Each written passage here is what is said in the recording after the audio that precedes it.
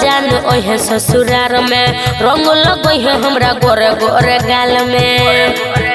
सुने होली खेल जान ओहे ससुरार में रंग लगई है हमरा गोरे गोरे गाल में। गेले भतार कतार में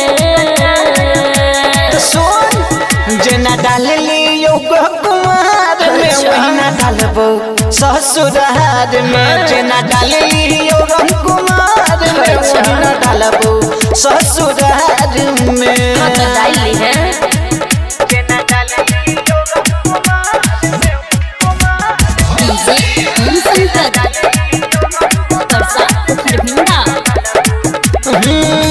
मिलतो कुमार बाला जागे ससुर रंग लगबो धक पहचागे। नहीं रे देख लेती कोई वही खातिर तोरा बोलब छियो रे तोरा खातिर रूप सजाब छियो रे। रंग लगई है एकबार में जना डालली योगा कुमार में वही ना डालबो ससुरार में। जना डालली योगा कुमार में वही ना डालबो ससुरार में बुझली। तो भूली है ना Mithilanchal recording studio Kisanpur DJ Om Shankar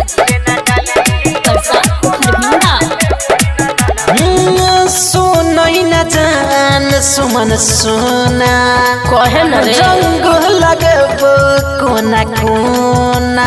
तो लगा ली है राम दुलार तू श्रद्धा पूरा लेन रे अपन मन के जेरा जुरा लेन रे। विजय शत्रुधन पड़ल छे बेकार में